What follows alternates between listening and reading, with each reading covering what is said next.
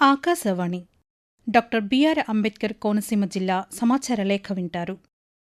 Judicial వ్యవస్థలు bar association సమన్వయంతో వ్యవహరించి కక్షిదారులకు సత్వర న్యాయం అందించడమే పరమావధిగా పనిచేయాలని ఆంధ్రప్రదేశ్ హైకోర్టు న్యాయమూర్తి జస్టిస్ భట్టు దేవానంద్ పిలుపునిచ్చారు.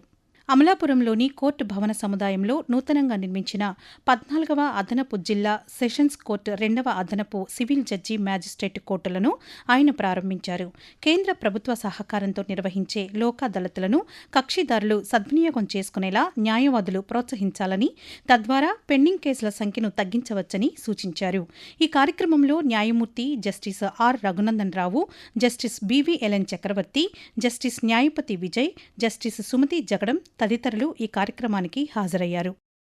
డాక్టర్ బిఆర్ అంబేద్కర్ కోనసీమ జిల్లాలో పాడి పరిశ్రమను లాభసాటిగా మార్చేందుకు పశుసంవర్ధక శాఖ సిబ్బంది, ప్రాథమిక వ్యవసాయ సహకార పరపతి సంఘాలు పాటుపడాలని జిల్లా కలెక్టర్ ఆర్ మహేష్ కుమార్ సూచించారు. అమలాపురం కలెక్టరేట్లో పశుసంవర్ధక సహకార శాఖల సిబ్బందితో సమావేశం నిర్వహించి కోనసీమ పశుదానా విక్రయాలపై సమీక్షించారు. ఈ సందర్భంగా ఆయన మాట్లాడుతూ, జిల్లాలో పాడి పరిశ్రమను మరింత బలోపేతం చేసేందుకు పశువులకు అత్యంత పోషక విలువలు కలిగిన దానాను తక్కువ ధరకే రైతులకు అందుబాటులోకి తీసుకురావాలని జిల్లా కలెక్టర్ ఆర్ మహేష్ కుమార్ సూచించారు. పునరుత్పాదక ఇంధన వనరుల అభివృద్ధి లక్ష్యంగా పర్యావరణ హితమైన ఉచిత విద్యుత్తును అందించాలనే లక్ష్యంతో కేంద్ర ప్రభుత్వం పీఎం సూర్యఘర్ అమల్లోకి తెచ్చిందని, ఎస్సీ ఎస్టీలకు తొలి దశలో ప్రాధాన్యత ఇచ్చి ఉచితంగా యూనిట్లు నెలకొల్పాలని జిల్లా కలెక్టర్ మహేష్ కుమార్ ఏపీఈపీడీసీఎల్ ఇంజనీర్లను ఆదేశించారు. అమలాపురం కలెక్టరేట్లో పీఎం సూర్యఘర్పై సమీక్షించారు. ఈ సందర్భంగా కలెక్టర్ మాట్లాడుతూ, జిల్లా వ్యాప్తంగా ఎస్సీ ఎస్టీ కాలనీలలో అర్హులను గుర్తించి పీఎం సూర్యఘర్ ద్వారా సబ్సిడీపై సోలార్ యూనిట్లను స్థాపించాలన్నారు. పేదల పక్షపాతి మాజీ ముఖ్యమంత్రి నందమూరి తారక రామారావు జయంతి సందర్భంగా పసలపూడి బైపాస్ జంక్షన్ కొత్తూరులో ఉన్న ఎన్టీఆర్ విగ్రహానికి మంత్రి వాసంశెట్టి సుభాష్తో పాటు కూటమి పార్టీ నాయకులు, కార్యకర్తలు ఘనంగా నివాళులు అర్పించారు. పూలమాలలు వేసి ఎన్టీఆర్ సేవలను స్మరించుకున్నారు. ఈ సందర్భంగా మంత్రి సుభాష్ మాట్లాడుతూ, ఎన్టీఆర్ కేవలం ఒక రాజకీయ నాయకుడు మాత్రమే కాదని, తెలుగు ప్రజల ఆత్మగౌరవానికి ప్రతీక అని అన్నారు.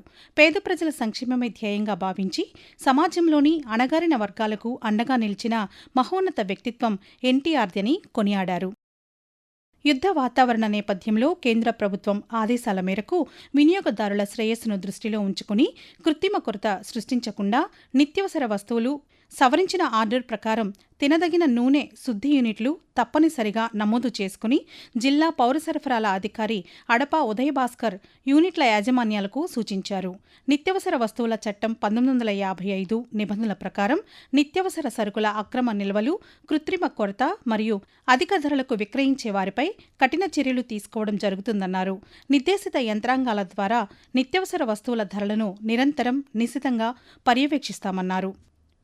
స్పిరులినా ఫార్మింగ్ ద్వారా జిల్లాలో ఆక్వా, పాడి పరిశ్రమ, సేంద్రియ వ్యవసాయంలో జీవామృతం తయారీ ద్వారా మెరుగైన ఉత్పాదకత పెంపుదలకు వినియోగించేలా యోచన చేస్తున్నట్లు జిల్లా కలెక్టర్ ఆర్ మహేష్ కుమార్ వెల్లడించారు. అమలాపురంలోని కలెక్టరేట్లో వ్యవసాయ, మత్స్య, పశుసంవర్ధనల విభాగాల అధికారులతో చర్చించారు. ఈ సందర్భంగా జిల్లా కలెక్టర్ మాట్లాడుతూ, స్పిరులినా ఫార్మింగ్ ఉత్పత్తులను శాస్త్రీయంగా ల్యాబుకు పంపి పోషక విలువలను నిర్ధారించాలని మత్స్యశాఖ ఏడీని ఆదేశించారు. ప్రకృతి రమణీయతకు, పచ్చదనానికి నిలయమైన జిల్లాను సంపూర్ణ ప్లాస్టిక్ రహిత జిల్లాగా మార్చేందుకు ప్రతి ఒక్కరూ నడుం బిగించాలని కలెక్టర్ ఆర్ మహేష్ కుమార్ పిలుపునిచ్చారు. అమలాపురం రైతు బజారు వద్ద స్వర్ణాంధ్ర స్వచ్ఛాంధ్ర కార్యక్రమంలో అమలాపురం శాసనసభ్యులు ఐతాబత్తుల ఆనందరావుతో కలిసి కలెక్టర్ పాల్గొన్నారు. ఈ సందర్భంగా కలెక్టర్ మాట్లాడుతూ, జిల్లా వ్యాప్తంగా గత 16 నెలలుగా ప్రతి నెల 3వ శనివారం ప్రభుత్వం స్వర్ణాంధ్ర స్వచ్ఛాంధ్ర కార్యక్రమాన్ని నిర్వహిస్తోందన్నారు. పరిశుభ్రత, పర్యావరణ పరిరక్షణ వంటి అంశాలపై ప్రజల్లో చైతన్యం తీసుకురావడమే ఈ కార్యక్రమ ముఖ్య ఉద్దేశమన్నారు. ఇప్పటివరకు డాక్టర్ బిఆర్ అంబేద్కర్ కోనసీమ జిల్లా సమాచార లేఖను విన్నారు. మరిన్ని కొత్త వార్తా విశేషాలతో జూలై నెల సమాచార లేఖలో కలుసుకుందాం. రచన కేవీఎస్ఎన్ మూర్తి, డాక్టర్ బిఆర్ అంబేద్కర్ కోనసీమ జిల్లా ఆకాశవాణి ప్రతినిధి. సమర్పణ ఆకాశవాణి ప్రాంతీయ వార్తా విభాగం, విజయవాడ కేంద్రం.